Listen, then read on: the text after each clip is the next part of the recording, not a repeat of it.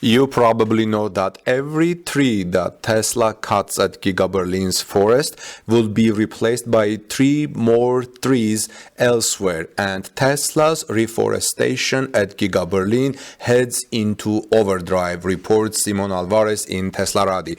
Welcome back, dear friends. This is Armen Harayan from TorqueNews.com. If you are here for the first time, please subscribe to our channel for daily Tesla and electric vehicle news and ring the notification bell so you don't miss my next Tesla story.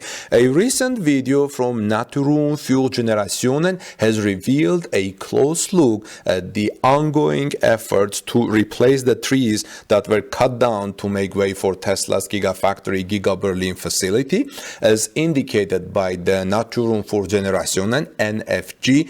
In a series of updates, tree planting efforts are now fully underway, and it will likely only be a matter of time before the trees that were cleared in Tesla site are replaced. First, let's take a look at this video. In a recent update from NfG, emphasized that it is currently planting a mixed forest and flower strips instead of monoculture. This allows the newly planted area to eventually become a location where hundreds of species could thrive. As you know, species have been a problem for Tesla and causing Tesla to slow down and be on suspension because the environmental organizations didn't have time to remove species. But now the way Tesla is reforesting new areas instead of Giga Berlin will allow newly planted area to eventually become a location where hundreds of different species could thrive. First, let's take a look at the video. It's in German, but very beautiful and very interesting. And the video is from Naturraum für Generationen.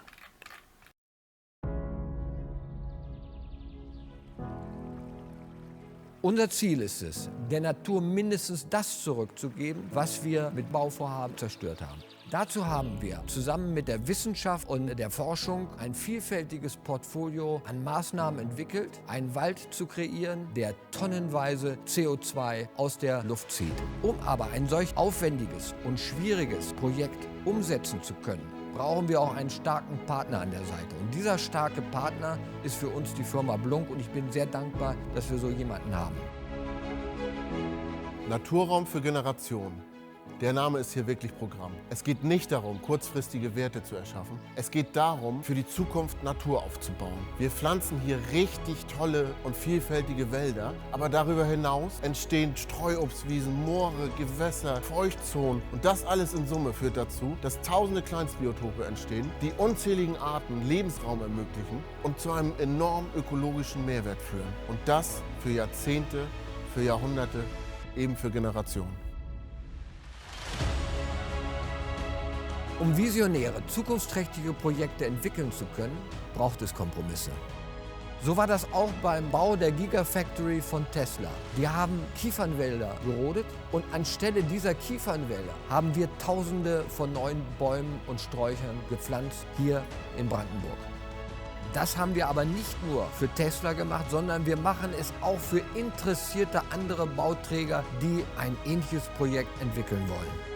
Wir können das aber nur machen, wenn wir Leute mit an der Seite haben. Und das ist auf der einen Seite die Flächenagentur Brandenburg, das sind Forstberater, das ist die Wissenschaft, aber es sind vor allen Dingen auch meine Mitarbeiter, ohne die ich dieses Projekt nicht stemmen könnte. Eine Aufforstung dieser Größenordnung ist eine wirkliche Herausforderung und bedeutet an der einen oder anderen Stelle echte Pionierarbeit. Wir verbinden traditionelle Pflanzverfahren aus dem Forstbereich mit innovativen Lösungen, die wir aus der Landwirtschaft kennen. Zum Beispiel ist das die GPS-Steuerung. Wir legen hier die Reihen auf 2 cm Genauigkeit an. Und daraus resultieren können wir ganz effektiv in Zukunft bewässern, wenn die Pflanze Wasser braucht. Das heißt Wasser sparen und Kosten niedrig halten. Dieses Projekt ist so bedeutend für die Natur, für die Menschen, für unsere Zukunft. Das lohnt sich jeden Tag, morgens dafür aufzustehen. Und das alles macht es für uns selbst wirklich zu einer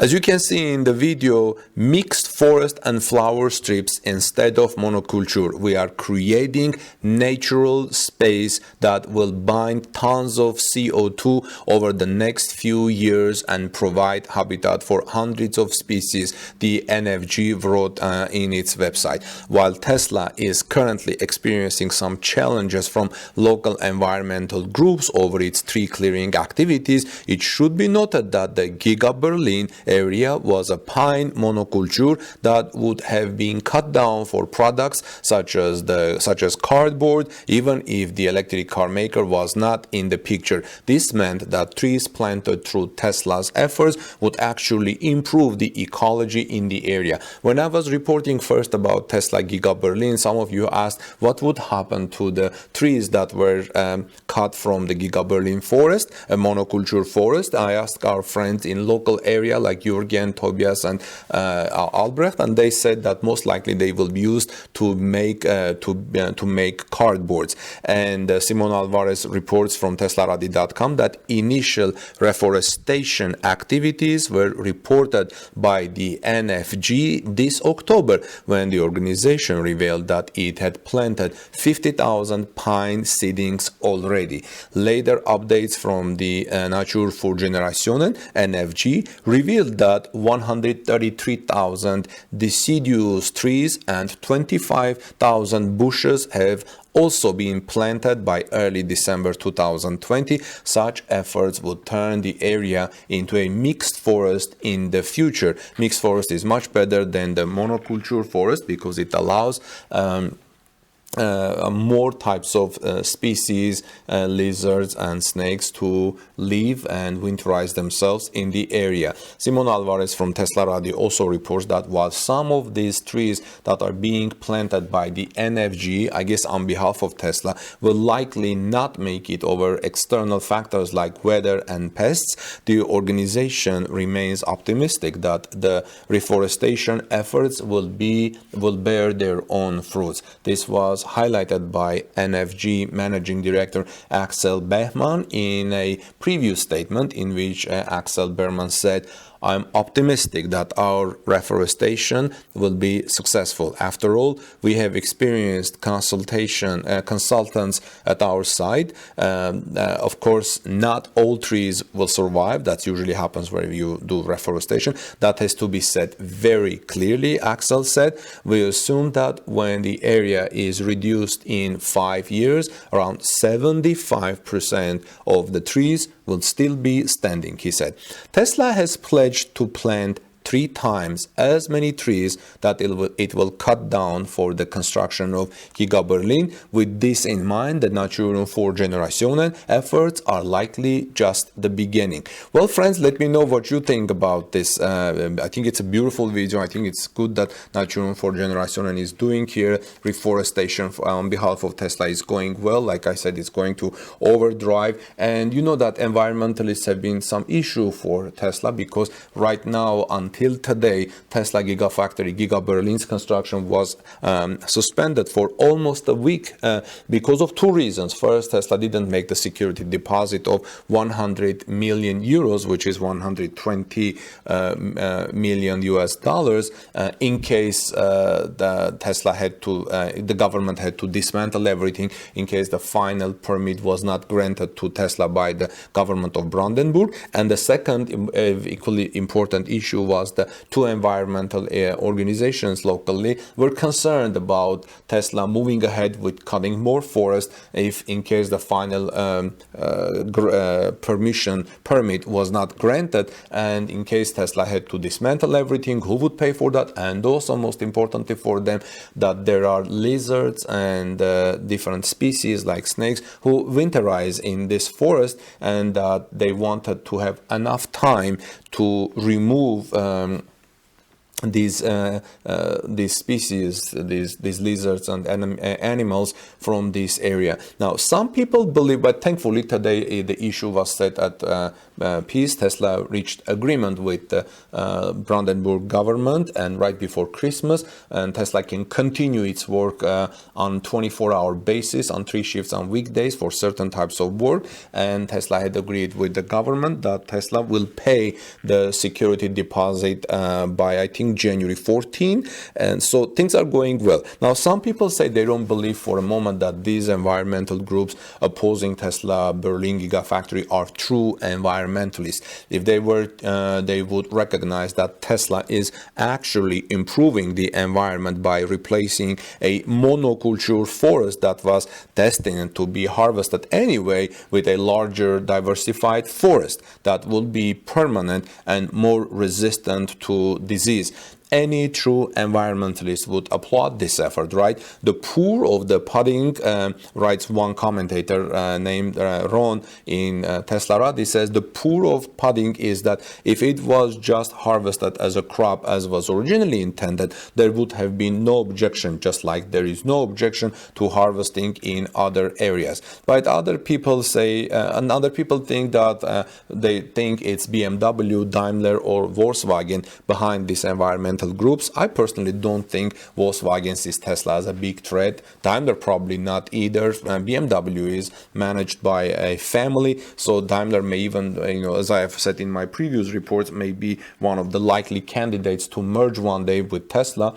Although today some reports emerged that when Apple decides to go with its car in 2024, 2025, Apple is very likely to find a partner, and who knows, maybe Tesla will be that partner. So I don't think Volkswagen sees Tesla as a big threat. In fact, they have a very good relationship, and which is welcoming. The electric vehicle pie is growing, and that is point in the competition is it is more important to make electric vehicles totally acceptable for the general public and keep the pie growing. Volkswagen will likely dominate the electric vehicle market worldwide in 5 years, certainly in Europe, and I've had some reports that Toyota is working already on this, but I doubt if Tesla will build another car plant in Europe, but we never know. Maybe one day Tesla builds another car plant in 5-10 years in Russia. Who knows? Tesla will dominate, I think, the US market if its Cybertruck becomes a hit, but Volkswagen will do well in the United States too as well. Well, let's see, because as in the 5-6 years we will see huge changes, because by 2030 a lot of governments in US states have decided that the car makers cannot sell any cars that are that is running on gasoline. So the car makers are not going to wait until 2029 to do that. They will switch already to this electrification much sooner than 2030, and people are very unlikely to buy gasoline cars in 2029 or 2028, knowing that in 2030-31 no one will make gas cars. Therefore, one day you may run into problems with your parts. Everybody will slowly switch to electrification. So, but on the other hand, it is good. This is why that laws are needed. This is why laws need to be in place so that it is clear what should happen. We shouldn't be treating environmentalists as the enemy. Obviously, there are some radicals, but that is the case in almost in all situations. So let's see how things go. I think this is very positive. I like the idea that Tesla is, while cutting monoculture pine forest, is building a multicultural, diversified culture forest with bushes and things like that, which will allow more different types of species to live there. Let me know what your thoughts are. Did you like the video, friends? Do you like the fact that how Tesla is reforesting the Giga Berlin lands and so on? This is Armen Harayan from TorqueNews.com. Please subscribe to our channel for daily Tesla news and electric vehicle news, and ring the notification bell so you don't miss my next electric vehicle and Tesla story. God bless you, everyone. If you are celebrating Christmas, Merry Christmas to all of you. Have a wonderful rest of the day, and peace be with all of you.